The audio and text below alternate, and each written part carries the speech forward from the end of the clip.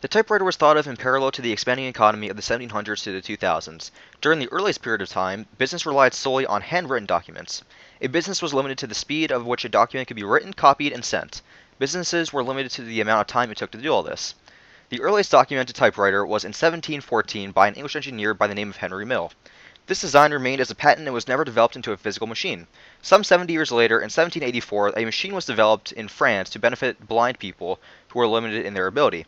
It received little to no recognition during the time because of its limited capabilities.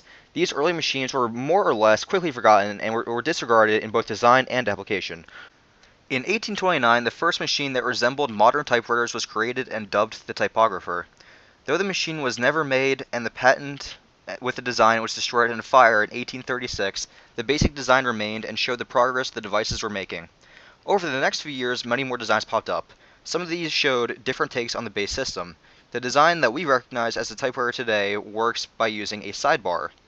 During the mid-1800s, different designs used a wheel-type machine to type. The type bar was first seen in a very basic style and dial-based typing. In 1847, a man named Alfred E. Beach created and patented a number of different iterations to take his own on the typewriter. His ideas introduced several integral parts that would be kept somewhat consistent throughout later versions. These included the key stem and having a common center where each character would write. Today, we have learned that the device wasn't actually ever made to write on paper, but rather make impressions on a thin strip. It wasn't until 1857 that a device was closely made that resembled what we would recognize today as the modern-day typewriter. A Dr. Williams Francis built the typewriter that closely resembled today's. There were countless other unsuccessful attempts at creating a typewriter suitable for commercial production. However, around 1865, C. Latham Scholes started to produce an ideal machine. But this device was limited by its poor workmanship. It required very specific components, very fine parts, and he just was not able to produce this on a commercial scale. Investors required Scholes to seek more capable and professional manufacturers. Scholes and his partner teamed up with E. Remington and Sons, a company that became well established as an arms manufacturer during the Civil War. With help of a proper manufacturer, they were able to produce thousands of finely made typewriters and properly sell them on the market. Finally, we see the first commercial typewriter being produced at a mass scale, and that was used frequently in the American office. So this was the first time throughout history that we see the typewriter having the impact that it does have on modern-day office life. There have been countless other improvements on the typewriter as time progresses, but this is the first time where we see it have the actual impact that it has today. While it took years to adopt the typewriter due to poor design, ineffective marketing, and stagnant economic conditions, the invention changed the world once it was fully implemented. The two notable impacts the typewriter had when invented was overhauling the nature of the workplace and allowing for documents to be created more effectively and efficiently, resulting in a ubiquitous presence. When the typewriter was invented and heavily implemented into the American office, there was a rapid feminization of the workplace. However, the typewriter's impact on women in the workplace is commonly overstated since many sources fail to contextualize the innovation. The typewriter was invented in the midst of the Civil War. Collectively, 2.75 million were recruited to fight on their respective sides, creating a mass workplace exodus. Women seized the opportunity to climb the social ladder and fill the vacated positions. Although the Civil War was more directly allowed women to enter the workplace, the typewriter had its role in the feminization of the workplace during the late 1800s. Women were considered naturally weaker than men, squeamish, and unable to perform work requiring muscular or intellectual development prior to office feminization. Women's office presence in the 1870s clearly reflected this belief, considering there were very few female office workers. Although there were a higher number of jobs than people to fill them during this era, women were still only allowed to do menial labor. Before the typewriter, women could only be homemakers or factory workers. However, the typewriter allowed for women to escape the drudgery of factory and domestic life. Women could finally hold high-paying jobs and enjoy clean office environments. In the 1890s, there were nearly 45,000, and 64% of the stenographers and typists were women. which is a stark statistical difference happening in only 2 decades.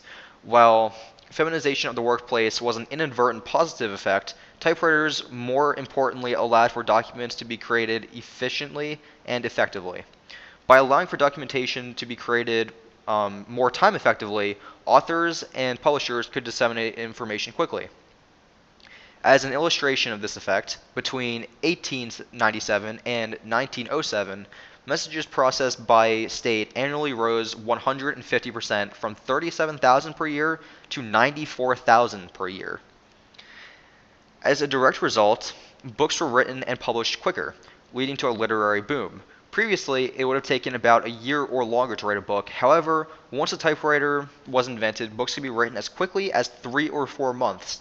With books readily available, people were able to read more, directly increasing the American literacy rate. In 1870, 20% of the population was illiterate, but by 1910, only 7.7% of the population was illiterate. Thanks to the typewriter, amongst other less important factors, illiteracy was reduced by 61.5%. In addition to allowing documents to be created much faster, they were also produced more effectively. The typewriter largely contributed to the rise of professionalism, meaning that documents were expected to be presentable. Previously, documents were handwritten, which were often messy and difficult to read. However, with the typewriter, messy handwriting was entirely eliminated by replacing it with clean, legible typewriter font. No matter who was typing, the document would look exactly alike. With these changes, instructions were often disseminated via documentation rather than auditorially. Workers were less likely to miss instruction details workers are likely to miss instruction details auditorially and risk not being able to understand the instructions if they were written in messy handwriting. When the typewriters were first commercially used in the office, bosses would often disseminate instruction via typed documentation, allowing for workers to progress through their neatly typed task list at their own pace, most effectively fulfilling their boss's demands. Overall, the typewriter had a profound impact on how people managed, used, and interacted with information. By allowing women to populate the workplace, a relatively diverse group of people were allowed to manage and interact with information. In addition, documents were able to be created much quicker, causing a literary boom.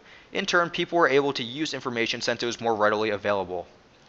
Through the rise of professionalism caused by the typewriter, bosses could easily disseminate information in organized, presentable lists.